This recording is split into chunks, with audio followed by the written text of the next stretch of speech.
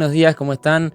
Acá iniciando un nuevo ciclo de La Conversación, el podcast de Radio Brújula en esta nueva temporada 2025, y hoy nos damos un lujazo, la verdad, una persona con la cual queríamos charlar, conversar de la situación actual y también un poco de historia argentina, así que estamos con el dirigente, compañero Martín Ayerbe. ¿Cómo estás, Martín?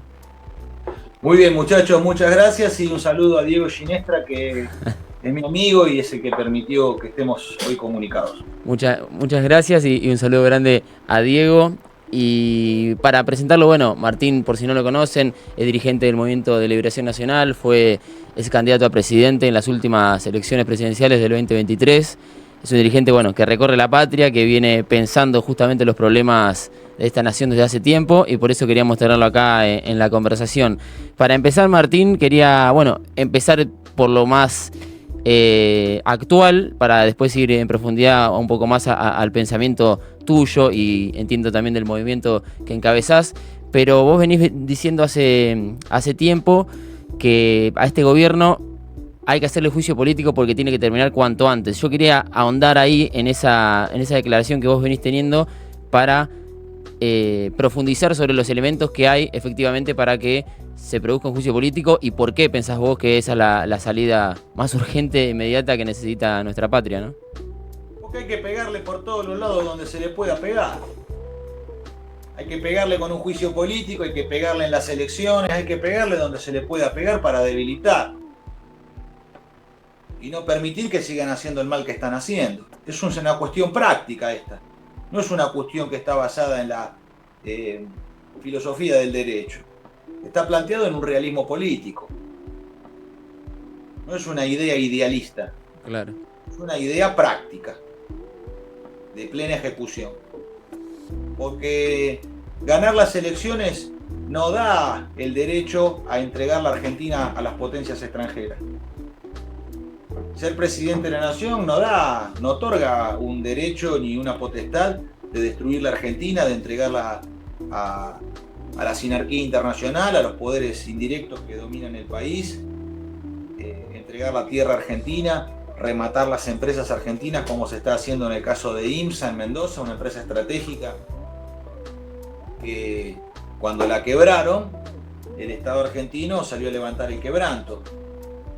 Pero claro, son todas decisiones tibias de Alberto Fernández de Kirchner,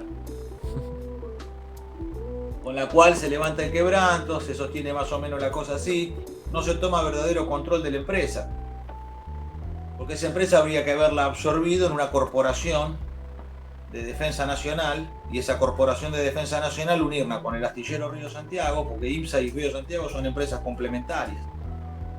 De hecho, han realizado muchas obras y trabajos en común. Claro. Y tienen centros de mecanizado pesado que son de los más grandes que hay en la Argentina.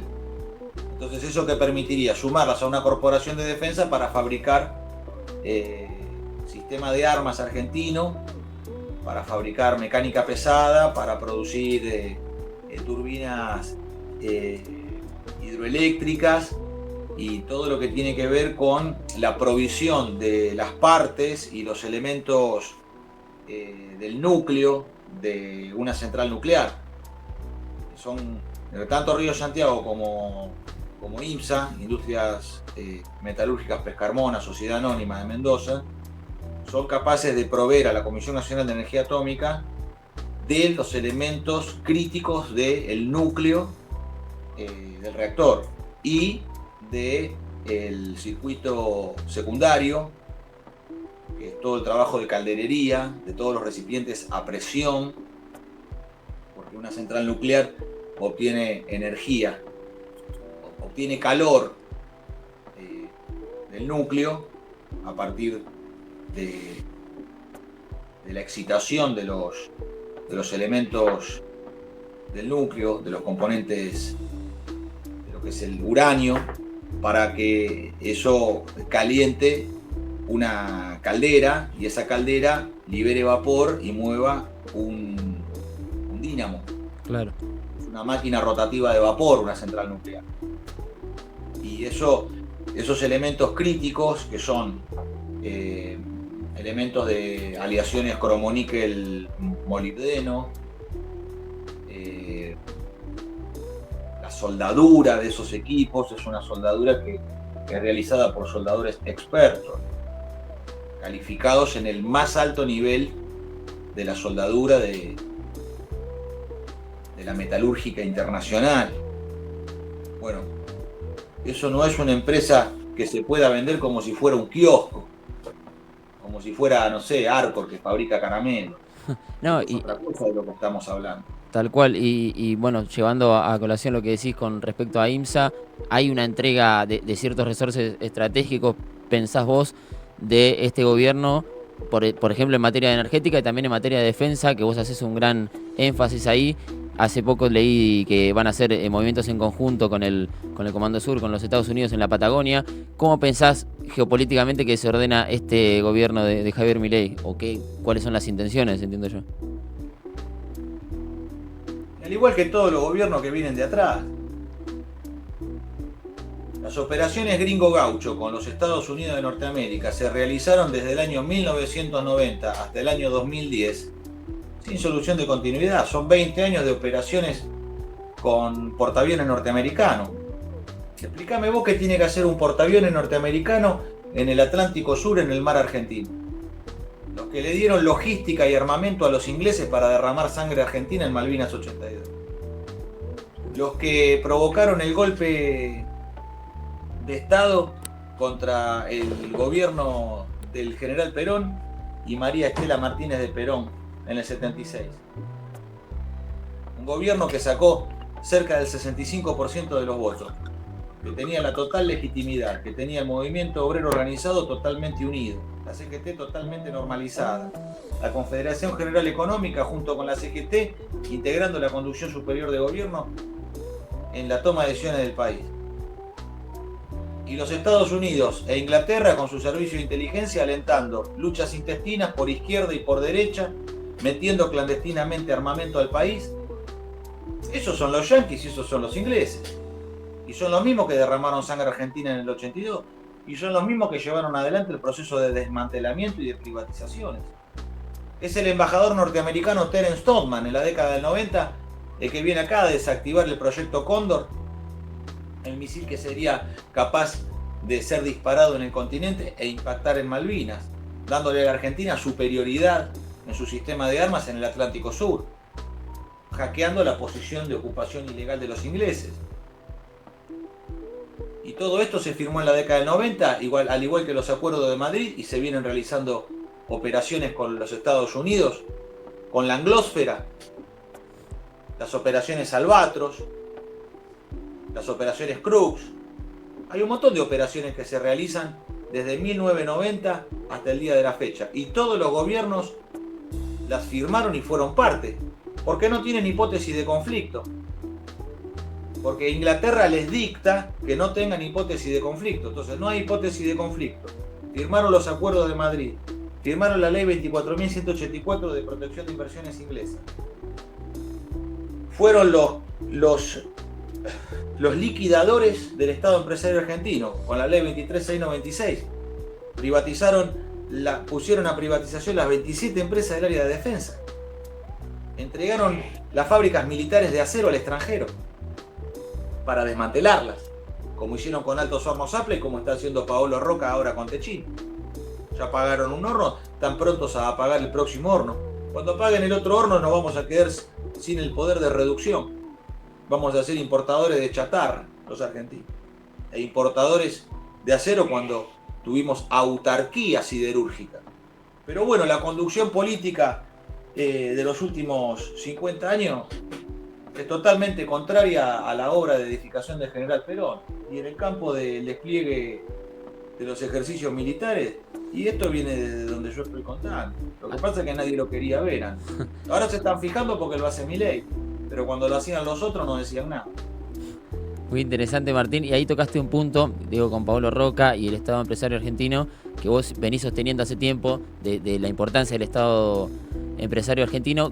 ¿Cómo pensás vos que eso se ordena en cuanto a lo que se llamaba antes burguesía nacional? ¿Pensás que existe la burguesía nacional, que los empresarios privados, digo, tienen o tendrían que tener estímulos para invertir en cuestiones estratégicas del país, o realmente el Estado empresario es el encargado de eso y la burguesía nacional no existe? Te lo pregunto porque hace poco hablábamos con un compañero que nos decía no existe en realidad, la burguesía nacional siempre se nutrió de favores del Estado y hay una gran disputa y una gran discusión en base a eso. Eso se ha convertido en un debate ideológico, que como todo debate ideológico lo que hace es dividir la conciencia de los argentinos y no provoca nada. Es totalmente estéril, porque la realidad es que la pyme argentina existe, la pequeña y mediana empresa argentina existe. Claro. Ahora, la pequeña y mediana empresa argentina es capaz de conducir el proceso de desarrollo nacional, es capaz de conducir la producción de acero en el país, es capaz de nacionalizar el petróleo, la industria privada argentina. Claro. Lo que hay que ver es la realidad, porque si no es un debate de la Facultad de Sociología, que no provoca nada, no produce nada. Todavía no le hemos encontrado la utilidad a esa casa de estudio.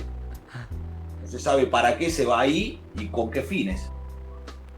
Porque claro, la conducción, ¿quién es? El gorila de Romero.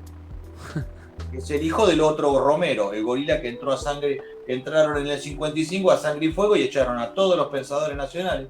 Todo el pensamiento nacional fue expulsado de la Universidad de Buenos Aires con los gorilas de los Romero, que son los que siguen conduciendo. Y son los que producen ¿qué? Y Die Strandreicher. El relativismo moral, el relativismo cultural, el relativismo... No, mentira la verdad, cualquier cosa. Y eso el kirchnerismo lo paga desde el Estado. Utiliza al Estado para pagar la prédica y la propagación de ideas nihilistas y de descomposición nacional y de degeneración de la especie humana. Vos fíjate el absurdo al cual hemos llegado. Y además lo hacen de manera burlona e insultante. Acordate cuando hacían el Martín Fierro con lenguaje inclusivo. Nos quieren tomar a todos de idiotas, pero no se dan cuenta que va a tronar el escarmiento y fuerte. Con respecto a esta cuestión intelectual que bien marcás de las altas casas de estudio, ¿no? de la Universidad Argentina, ahora este gobierno lo ha elegido también como un gran opositor, pero más que nada porque no creo que le interese el pensamiento nacional, pero tampoco la cuestión universitaria. Creo que apunta más a un emprendedurismo o algo así muy informal que no tenga que ver con la formación, ¿no? Porque liberales y keynesianos, o liberales y socialdemócratas, buscan destruir el orden de la educación argentina. La educación argentina ha logrado el 100% de la escolarización y ha logrado enseñar a leer y escribir a través de técnicas inductivas de enseñanza silábica. Hoy eso está prohibido en la escuela. Hoy los progres destruyeron la matriz de alfabetización argentina, trayendo las ideas del mitromarxismo y Paulo Freire y cualquier cosa que no sea argentina. ¿Para qué? Para, a través de la ideología, destruir el régimen de verdad, autoridad y tradición dentro de la escuela. Entonces, ¿qué hace? Bueno, ¿qué es el eslabón más débil de la escuela? El maestro. Entonces, el ámbito sagrado de la educación, que es el aula y la relación de autoridad del maestro, del profesor con los alumnos, eso está quebrado. Lo han quebrado. Liberales y progresistas lo quebraron con su relativismo moral, con una serie de tonterías que no saben, ni siquiera tienen claridad en lo que expresan, porque todo lo terminan con bueno, no sé, tipo nada o no, quizás esté equivocado. Hablan de una manera en la cual ponen en duda incluso lo que ellos mismos afirman. Y es la dictadura del pensamiento único y el pensamiento de cancelación.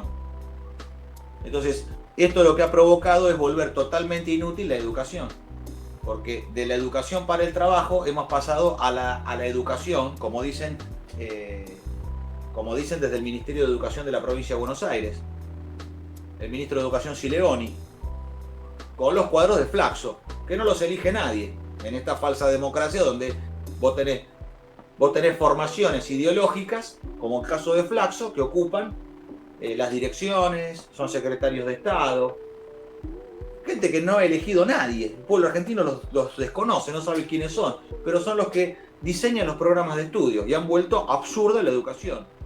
Y el absurdo se ve en el resultado y también en la percepción de los propios alumnos, el cual no tiene ningún sentido ir a la escuela. Total, no hay sanción, no hay calificación, lo mismo un burro que un gran profesor, nadie repite, nadie es sancionado, no hay amonestaciones, nada. Se va a la escuela como se va al club. Entonces han convertido la escuela en una unidad básica del progresismo para dar sus ideas. Como no pueden vencer de otra manera porque las ideas que tiene son repudiadas por el pueblo argentino, bueno, su batalla cultural es hacerlo a través del Estado, en el proceso de normalización, de homogeneización del pensamiento. Pero no pueden vencer, porque la familia argentina se resiste. La familia argentina se sigue resistiendo, y los profesores también. Nosotros no nos entregamos, resistimos este avance ideológico sobre la educación y sobre el sentido práctico que la educación tiene que tener, que es alfabetizar, que el alumno aprenda a leer, que aprenda a leer fluidamente, que aprenda a leer en voz alta, que pueda leer un texto en voz alta y que pueda entender lo que está leyendo, que comprenda aquello que está leyendo en el momento que lo lee. No que tenga que leerlo 30 veces para darse cuenta, sino que pueda tomar un texto y que pueda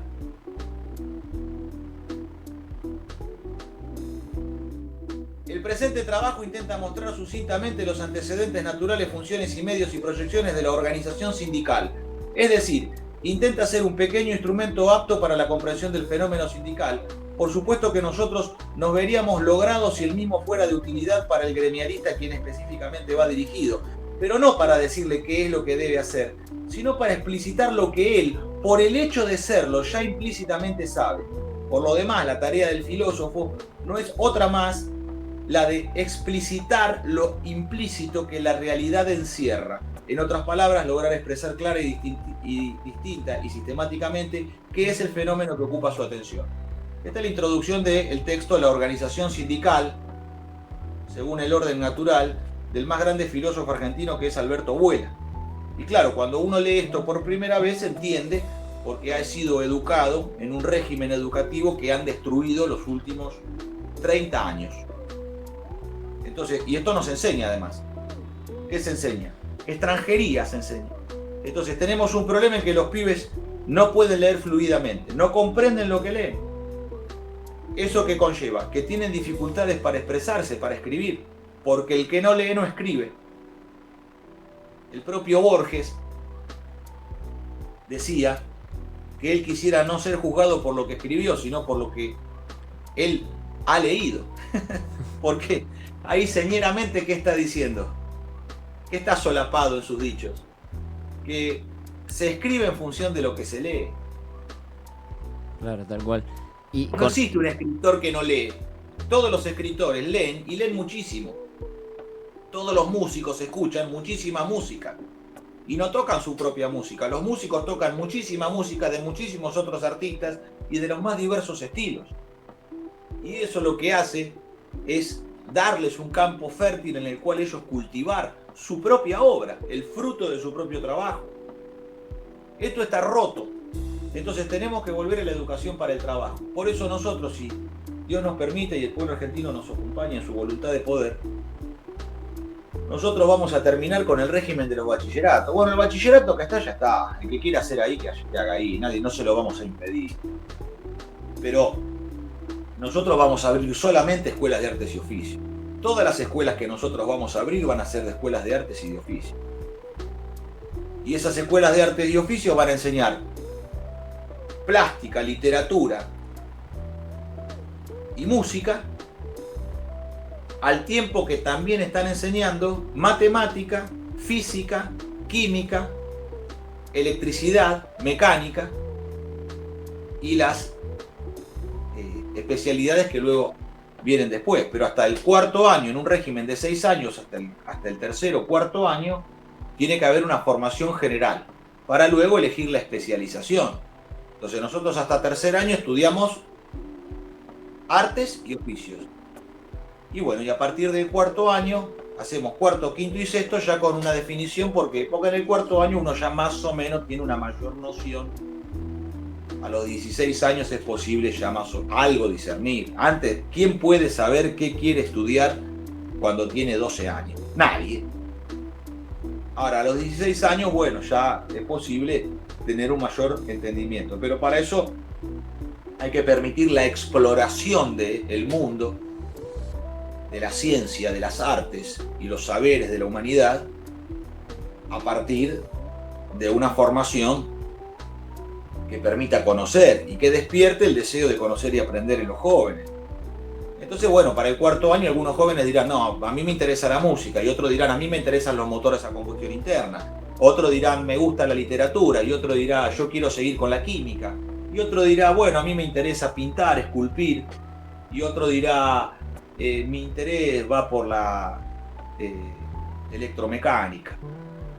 Pero hay que permitir conocer, y entonces esto formaría un tipo de técnico y de artista que domina. No hay artista que no domine la técnica.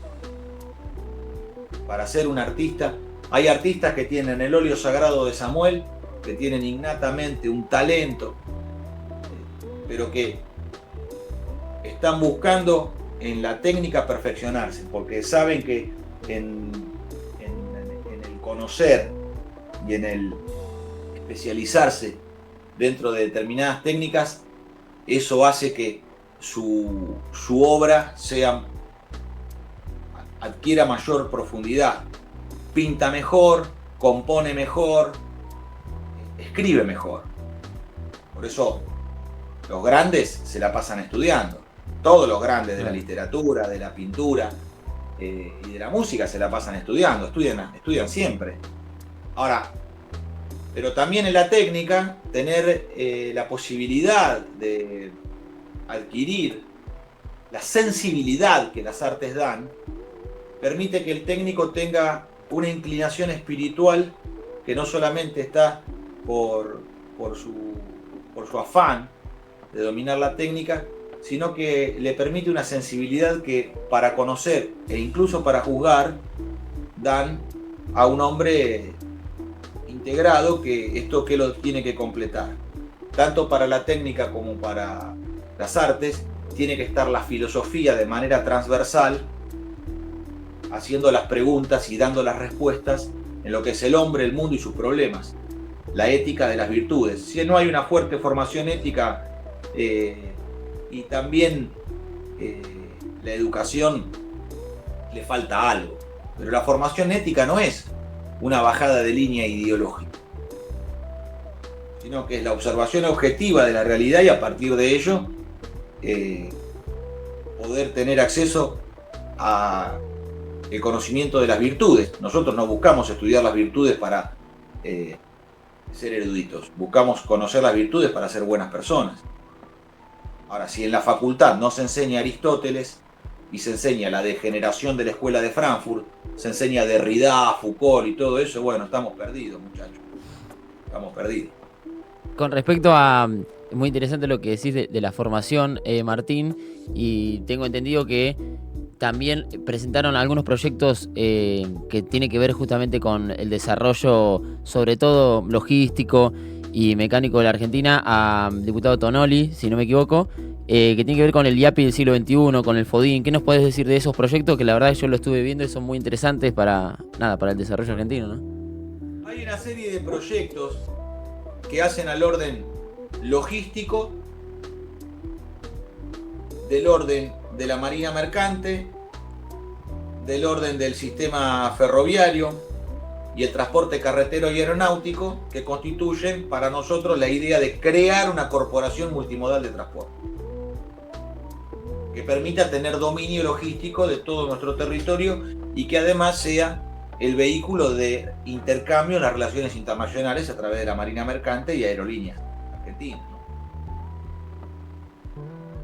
Esto va acompañado con, bueno, la presentación de una corporación del comercio exterior, que es el IAPI del siglo XXI, Instituto Argentino de Promoción del Intercambio, con el cual la Argentina volverá a retomar las relaciones internacionales que ha cedido. La Argentina hace 50 años que no tiene relaciones internacionales. La Argentina no se vincula con nadie en el mundo. ¿Por qué? Porque todo está mediado por las multinacionales y las embajadas extranjeras. Los gobiernos argentinos no tienen verdaderamente potestad de realizar acuerdos internacionales porque han cedido los vínculos internacionales a las multinacionales y las embajadas extranjeras, que esto es la anglósfera principalmente.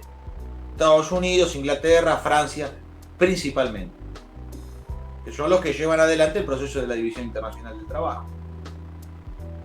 Entonces determinan que la Argentina tiene que ser monoproductora de materia prima y que no tiene que producir industria.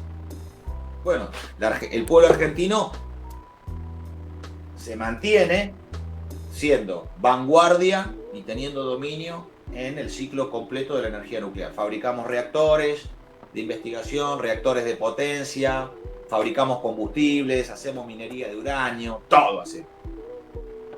Todo. Y vendemos al mundo. Y a su vez somos vanguardia porque el reactor Karen es un reactor compacto, modular, que es un hecho revolucionario en la industria nuclear, porque es un reactor que se puede montar por fuera de una gran fuente de agua que se utiliza como en el embalse Río Tercero o en Atucha. Tanto el río Paraná como el embalse de Córdoba se utilizan para refrigerar el reactor, porque hay que enfriar ese vapor que sale del reactor. Hay que, con un intercambiador de calor, poder bajar la temperatura del mismo, y lo mismo ocurre con los sistemas de seguridad que necesitan, ante algún tipo de emergencia, enfriar rápidamente el núcleo, que se provoca de dos maneras: envenenando el reactor y que frena el proceso de fisión, y refrigerándolo con agua. Bueno, somos muy buenos los argentinos. Técnicamente somos muy buenos. Nos falta organización política, porque estamos atrapados en la dictadura de los partidos políticos. Estamos de rehenes de los partidos políticos, de la democracia liberal, que es falsa, que es la dictadura de los partidos. Por eso nosotros necesitamos una organización política que sea el comunitarismo argentino, donde la idea de comunidad organizada, además de ser un proyecto social o un proyecto comunitario, edificar, sea también un dispositivo de poder del pueblo, por lo cual las organizaciones libres del pueblo, los gremios, las asociaciones civiles, las juntas vecinales, las bibliotecas populares, los clubes de barrio, son fuerzas concurrentes al Estado, sin ser el Estado, sin pretender serlo, pero tampoco aceptando ningún tipo de tutela, ni del gobierno ni del Estado, porque nosotros separamos claramente la doctrina nacional, separa claramente Estado, gobierno y pueblo libre. Ahora, el pueblo, para ser libre, tiene que estar organizado, si no, no es libre. Entonces, Estado, gobierno y organizaciones libres. De ese modo, en esa clara separación, se puede establecer que la doctrina argentina no es ni la doctrina liberal capitalista, tampoco es la doctrina comunista, ni tampoco es el fascismo. Es otro sistema político, porque la concepción argentina es que el poder está en el pueblo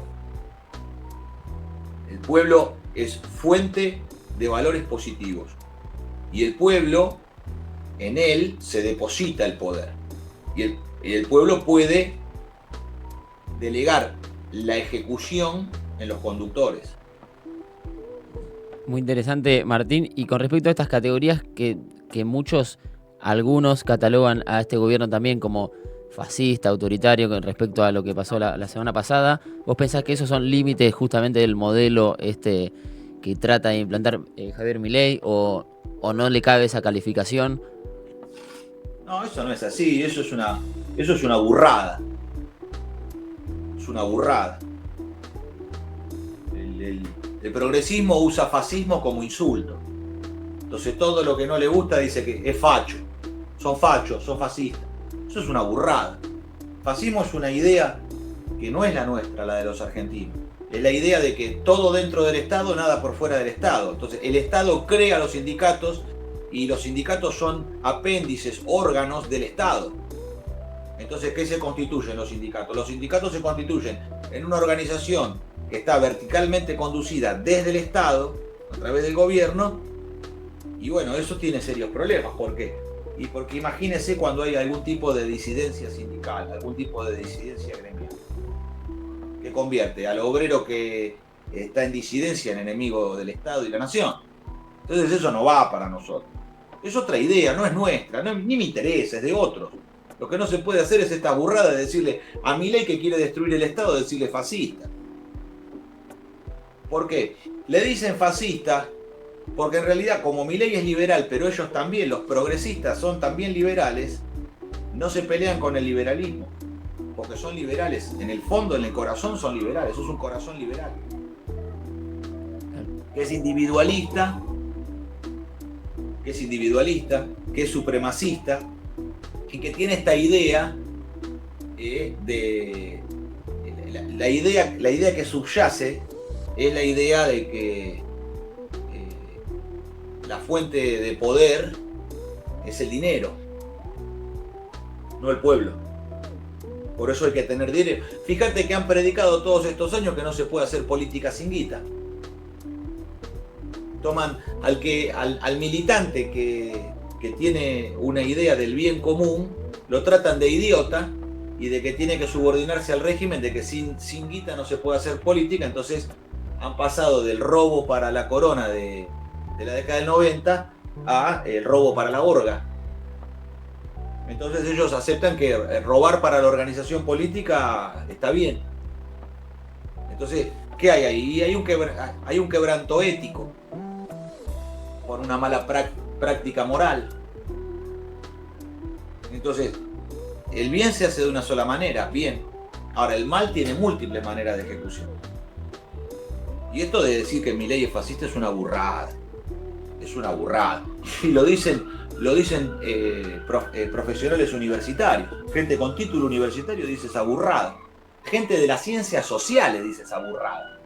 Que fue a sociología, que fue a antropología, que fue a ciencias políticas, que estudió derecho, son abogados, dicen esa burrada. Entonces, ¿qué quiere decir esto? Que la conducción política del país está en manos de los peores. Porque confunden, engañan y mienten. Entonces se requiere de otro orden, de hombres sensatos, prudentes, templados, que estén regidos bajo el orden de la búsqueda de la justicia y que cultiven la ética de las virtudes para que la fe, la esperanza, el amor y la humildad, esas virtudes teologales, estén presentes en la conciencia del hombre para cultivarlas en sí y en los demás, inculcarlas en los demás. Y que las virtudes cardinales, la fortaleza, la templanza, la prudencia y la justicia, también sean virtudes que se cultivan en uno, pero se buscan inculcar en el prójimo. ¿Y eso qué nos permite a nosotros? Bueno, darnos cuenta que como argentinos hay 4 virtudes gauchas, 4 virtudes de los criollos, que son la preferencia por nosotros mismos, el orden vertical de los valores, el valor de la palabra empeñada y la gauchada. Porque primero que nada, argentinos. Primero, antes que cualquier cosa, argentinos. Y esto se da naturalmente en el pueblo.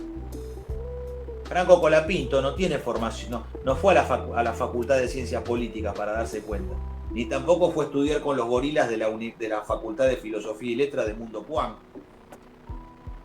Pero Franco Colapinto, cuando le dicen franco-italiano, cuando le dicen ítalo-argentino, Franco ¿qué dice? No, argentino.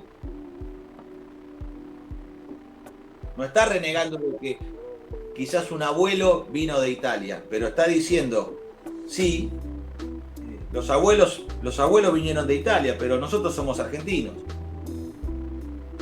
No lo dice denostando, lo dice afirmando, pero con respeto. Cuando le ponen un trapo del enemigo para que firme, se niega a firmar la bandera del enemigo. Se niega a firmar la bandera de Inglaterra. Cuando lo tratan de reducir y de humillar, se comporta como un digno argentino. No falta el respeto, pero dice la verdad. Entonces, ¿qué hace? Se prefiere a sí mismo. Y cuando Franquito Colapinto se prefiere a sí mismo, nos prefiere a todos, los que somos argentinos como él. Entonces nos unen a través de su figura. Y de eso hay muchos ejemplos. Pongo lo de Franco Colapinto porque justamente es un hombre que no es de la política, es un hombre que no es del pensamiento nacional, no es un filósofo, no es un pensador, es un corredor de auto, de carrera. Y es un joven. Pero que lo señalo porque lo que se destaca en él no es su erudición o su formación académica. Es justamente esa manera irreverente que se da de forma espontánea por la sola condición de ser argentino. Por eso no hay que tironearlo. Los kirchneristas se lo quieren llevar para su lado, los liberales de Milei para el suyo. No hay que tironearlo al pibe, hay que dejarlo de ser en libertad. No va a faltar el estúpido que después diga que es gorila o que es cuca. Es una pavada todo eso. Eso divide a los argentinos.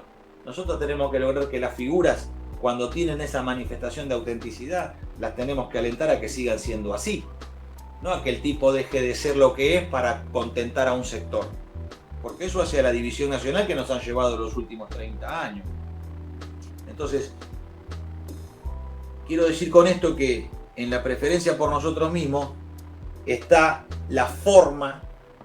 Ahí se manifiesta de forma clara la pregunta: ¿qué es ser un hombre americano?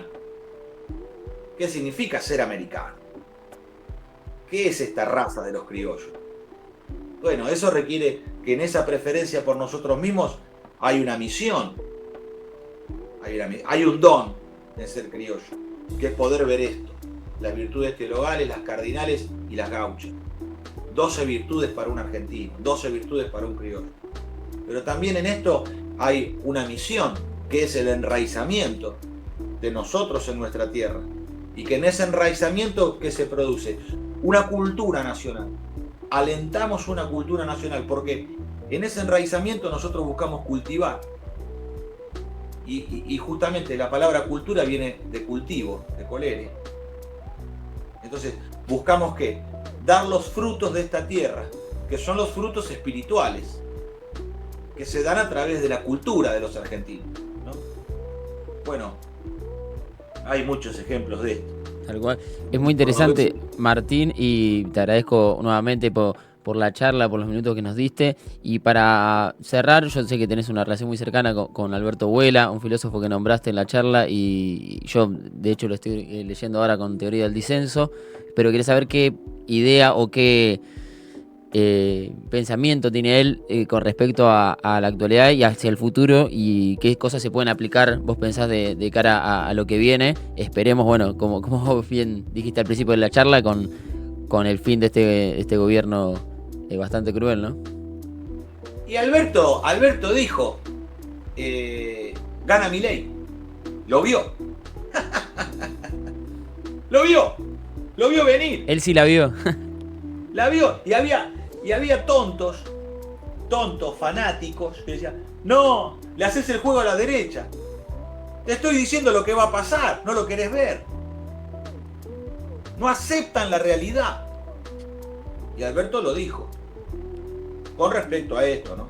Ahora, lo más importante de Alberto, además de sus diagnósticos precisos, es que Alberto es el que está planteando que la teoría, que el dispositivo de poder es el comunitarismo argentino, que eso está dentro de la doctrina justicialista, y que Alberto lo explica de una manera tan clara que sobre la idea de la comunidad organizada de Perón, Alberto Vuela nos da algo más, que nos facilita a todos nosotros comprender.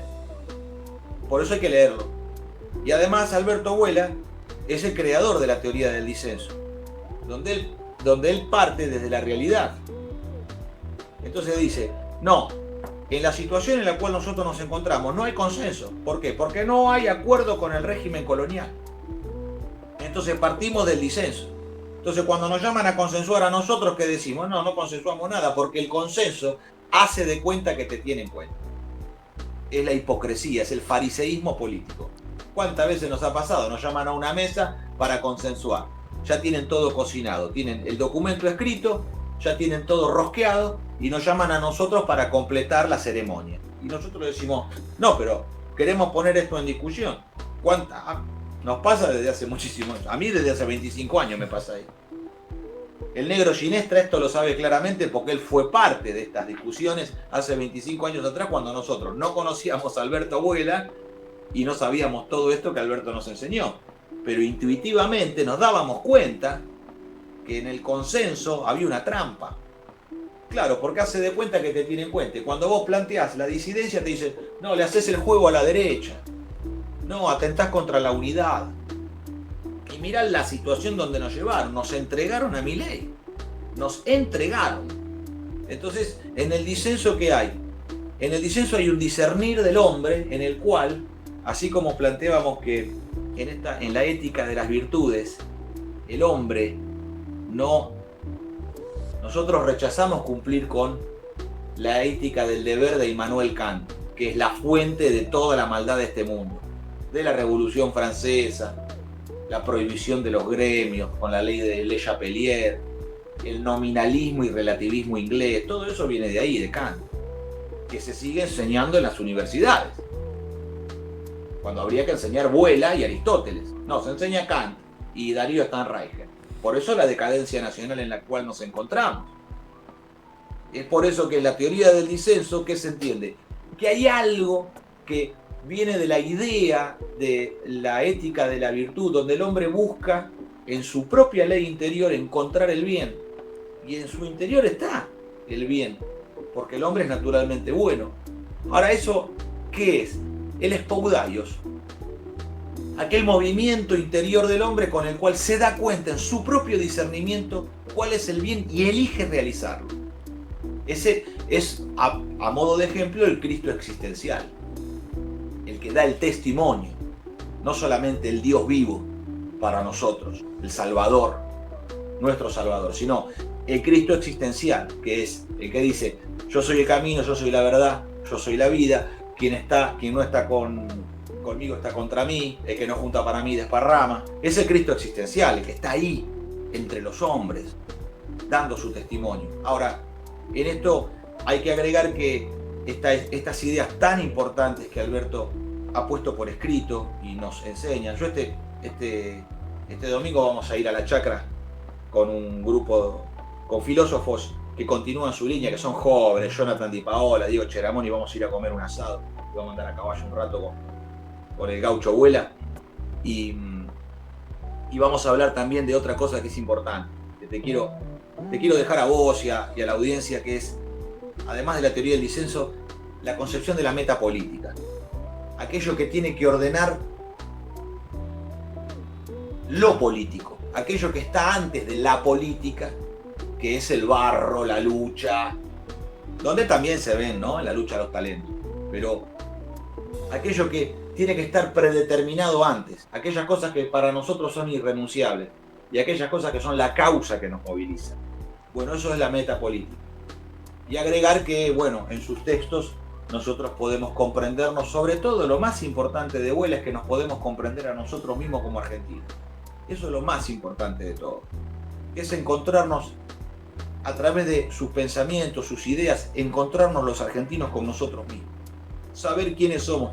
Y eso provoca una afirmación que naturalmente se da en la persona, sin buscar el consenso, justamente, sino desde el disenso poder alcanzar en algún momento un acuerdo de Argentina, respetando el viejo apotegma criollo, que es que aquí naides es más que naides. Genial forma de finalizar, y la verdad que un gran abrazo a Abuela, al maestro Alberto Vuela. Deseamos en algún momento si se puede hablar con él, así que transmitirle también los saludos. Y te agradezco nuevamente, Martín. Bueno, esperando que esto cambie y que cuanto antes podamos otra vez crear un horizonte en común para Argentina, que nada tiene que ver justamente con esta gente que nos gobierna hoy en día. Así que muchísimas gracias, Martín, y nada, saludos también a Alberto. Esperemos tenerlo por el ciclo tarde o temprano. Bueno, les comunico, yo este domingo lo vamos a ver y les comunico el saludo de ustedes que tienen ganas de conversar con él. Y todo esto lo estamos haciendo en el modelo argentino para el proyecto nacional. A eso los invitamos. A eso los invito yo, los invita Alberto Vuela, los invita el grupo de discípulos que Alberto tiene, que está trabajando en un texto sobre el modelo argentino como fuerza de aplicación para un futuro gobierno nacional, y también con todos los técnicos, a través de la figura de Ángel Mauro, con lo cual se está desarrollando lo que tiene que ver con el proyecto productivo argentino, el proyecto de industrialización, lo que hace a la vida económica del país, y con Romina Cortaberría y Roberto Cellini